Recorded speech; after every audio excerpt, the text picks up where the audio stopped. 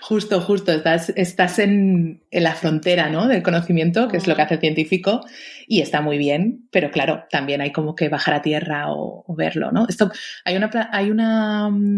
Hay una iniciativa muy chula que ha salido hace unos años en España, que es Ciencia en el Parlamento, que va justo de expertos científicos en el Parlamento para enseñar y aportar datos a los políticos que luego ellos puedan tomar, con esa información no puedan tomar las decisiones y las leyes, hacer las leyes. Y una de las cosas que decían que a mí me hizo mucho reflexionar fue eso es que a veces no tiene que ser el científico más experto en el campo. Necesitas que haya un científico un poco por debajo, o sea, gente con formación científica un poco por debajo que miren lo que no es lo último lo que tiene que ir al Congreso, tiene que ser lo que esté ya muy establecido por toda la comunidad científica, ¿no? Y entonces, pues un poco con la divulgación a veces es lo mismo. Está bien saber cómo avanza la ciencia en los últimos hitos, pero también es importante que alguien divulgue toda esa parte que ya está como muy asentada y que todo el mundo está de acuerdo en ella, ¿no? Que probablemente para el científico de turno esto ya es agua pasada. Seguro, sí. Claro. Desde luego. O sea, debe ser, de hecho. Pero es más, o sea, no, pero ocurre más de lo que pensamos, ¿no? Es decir, lo de sacar el último artículo que ha salido en PubMed, pues eso pasa y pasa muchísimo y se nos olvida lo que tú dices, ¿no? El científico que está un poquito más, ya no por debajo, sino que está en otro escalón de esa producción del producto final. Y que quizás te diga, sí, esto es maravilloso, pero esto ni está regulado, ni está permitido. Claro. Y está todavía en la fase de investigación. Sí, y es interesante, porque creo que sacando también esos artículos, pues la gente también aprende cómo funciona la ciencia, ¿no? O sea, que al final es así. Pero bueno, hay que diferenciar entre las dos partes. Uno es el último hito y todavía le queda mucho hasta que, pues, sobre todo con medicinas o avances científicos en medicina o en cosmética, por ejemplo, que os pasará a vosotros, desde lo que acaba de salir hasta que eso realmente se puede implementar y usar, pasan muchos años. Esto es así. Desde luego. Solamente tenemos que ver cómo funcionan las vacunas o los medicamentos, que al final pues son más de 10 años como mínimo puede pasar desde que se encuentra hasta que se desarrolla el producto y se comercializa, desde luego.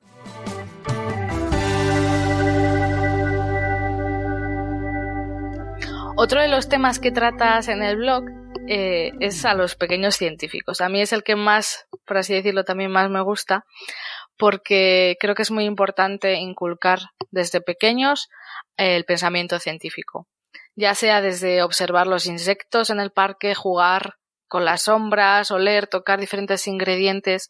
Cuéntanos un poco cómo es el método científico que explicas en los libros electrónicos destinados a los más pequeños. Bueno, pues al final el método científico no deja de ser una herramienta que hemos creado, ¿no? Para resolver problemas, para buscar respuestas a preguntas que nos hacemos, ¿no? Y creo que es de las herramientas más valiosas que tenemos, que ha creado el ser humano, porque funciona francamente bien para esto, ¿no? Y nos ha dado grandes alegrías. De hecho, estamos donde estamos, yo creo que mucho por el método científico en sí, ¿no?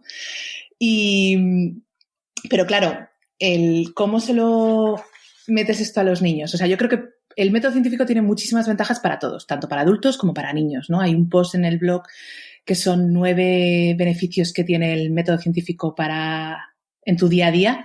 Y es que creo que, lejos de ser algo que solo está encerrado en los laboratorios, creo que es algo que podemos usar mucho y aplicar mucho en el día a día, ¿no?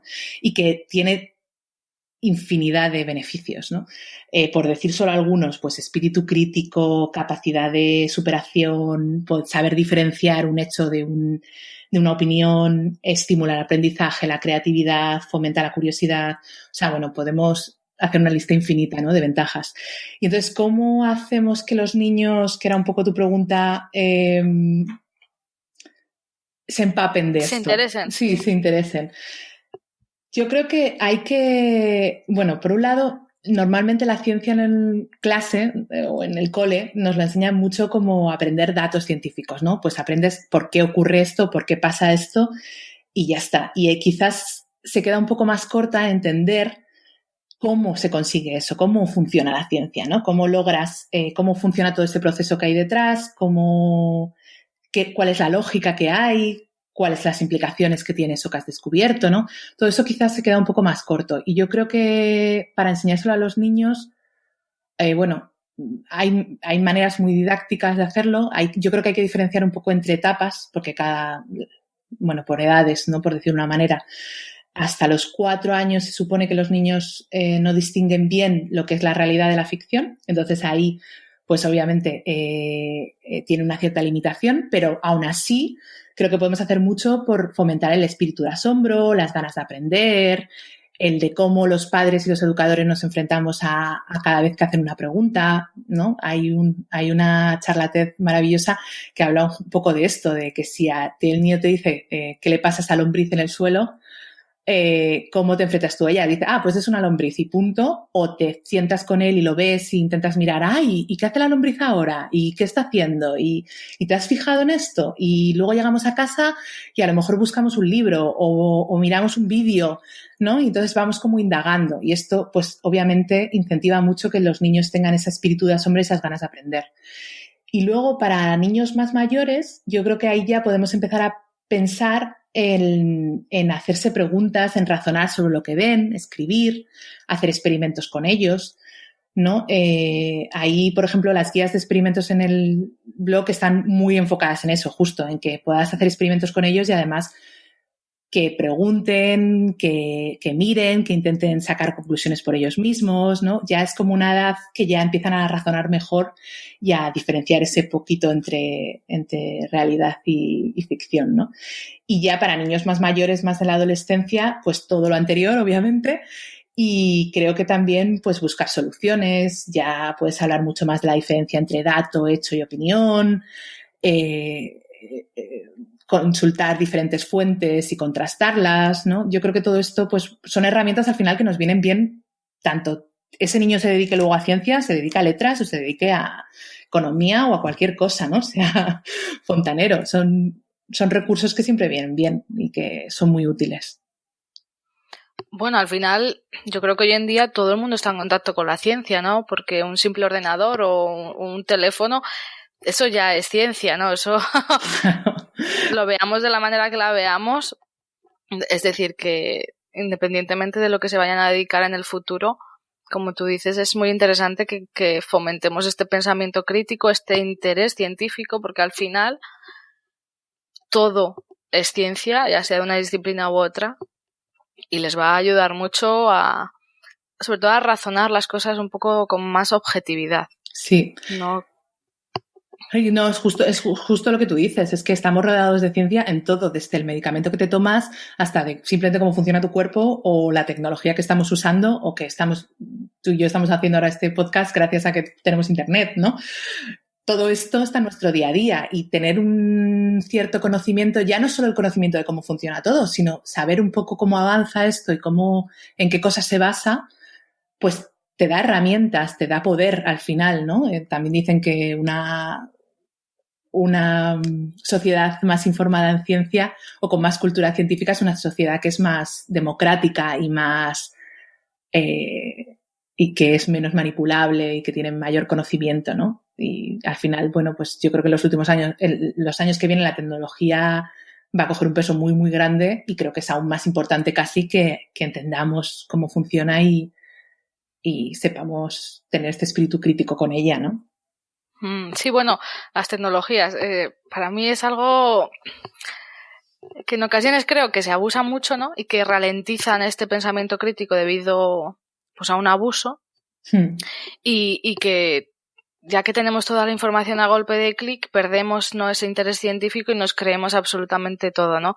Cómo darle la vuelta, ¿no?, para que la tecnología realmente sea una herramienta, que es lo que tiene que ser, y no el segundo cerebro de los más pequeños, ¿no? Porque antes teníamos el rincón del vago y era súper difícil encontrar algo de calidad o la espasa calpe o lo que sea, pero actualmente, o sea, vamos a cualquier vídeo en YouTube y no sé, yo creo que para los niños es muy importante desde pequeños hacerles entender en ser objetivos, pensamiento crítico para realmente enfrentarse a esto, ¿no? Porque las tecnologías están ahí, los vídeos en YouTube están ahí, sí, pero no todo lo que está ahí es información de calidad, ¿no? No, y además ahora que estamos entrando en esto que llaman la posverdad, la era de la posverdad, es aún más importante casi que sepamos diferenciar y tener un espíritu crítico ante la información que consumimos, ¿no?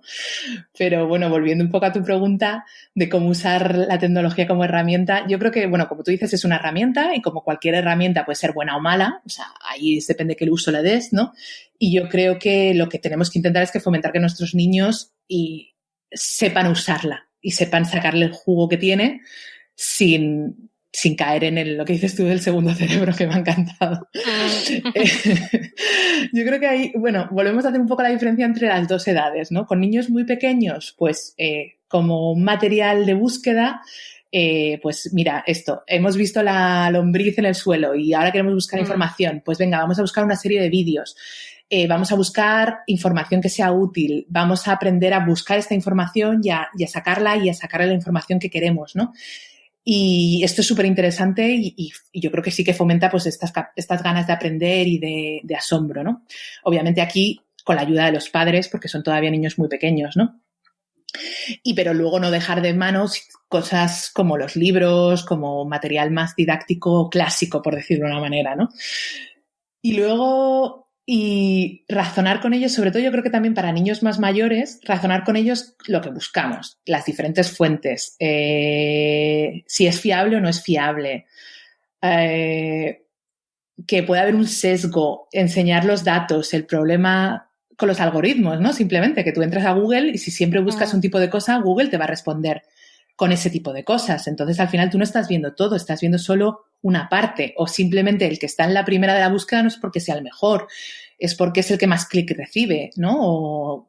Entonces, bueno, porque paga, o el que paga. Entonces, todo esto, pues, con niños más mayores ya se puede hablar y empezar a hablar, ¿no? Neutral tiene unos talleres súper chulos con niños en institutos que están haciendo, que es justo de esto, de intentar entender saber diferenciar noticias falsas de reales y en qué cosas te tienes que fijar, ¿no? Entonces yo creo que a medida que los niños van creciendo, esto es básico porque, bueno, casi es básico también para los adultos, ¿no? Estamos en un mundo ahora... Sí, desde luego, eso iba a decir ahora. Sí. Justo, es que estamos ahora mismo en un mundo en el que dentro de nada no nos vamos a poder fiar de si un vídeo que estás viendo es real o no es real. Entonces... claro, todo esto que sea fomentar el espíritu crítico y entender cómo funcionan las nuevas tecnologías y saber que es una herramienta poderosísima, porque obviamente toda la información que tenemos a golpe de clic es brutal. Es que no nos podemos imaginar, hace unos años esto era imposible, ¿no? Y te da una cantidad de posibilidades inmensas. Pero bueno, claro, también tiene una serie de problemas y hay que, yo creo que saber entenderlos, conocerlos y manejarlos lo mejor posible, claro.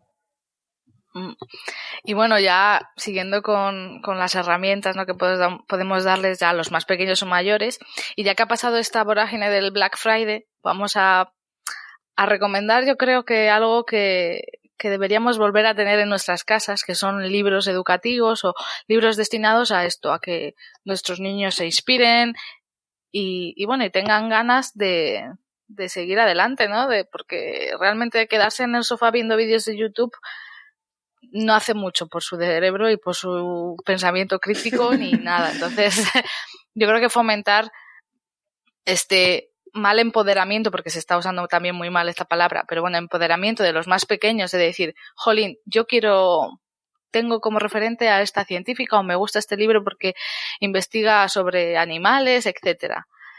Y yo sé que Maite es una aférrima y que le encantan los libros destinados a los niños.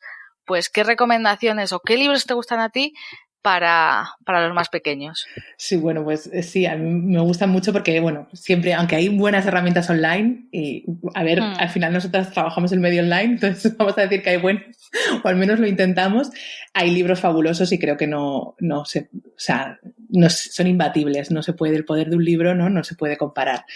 Entonces, bueno. Bueno, sí, y yo creo que además te da ese ratito de desconexión que bueno, que es necesario en la vida de los adultos y en la vida de los niños, ¿no? Y otro ritmo, ¿no? También de consumir la información muy diferente, mucho más calmado, mucho más... Sí, totalmente. Exacto. Totalmente. Bueno, pues no sé, a mí con lo de los libros, bueno, me cuesta a veces un poco, creo que va mucho más que por edades, a veces por intereses, ¿no? Entonces, bueno, para los libros, para niños muy pequeñitos, que ahí sí que, claro, a partir de 3 años, ahí os recomiendo 2, un poco de cara a estas Navidades y a las listas de los Reyes Magos y Papá Noel. El de ¿Dónde está tu nube?, que es un cuento muy tierno, con unas ilustraciones preciosas para los más pequeños, para que aprendan el ciclo del agua, que creo que es un libro que está muy bien, de una editorial aquí española.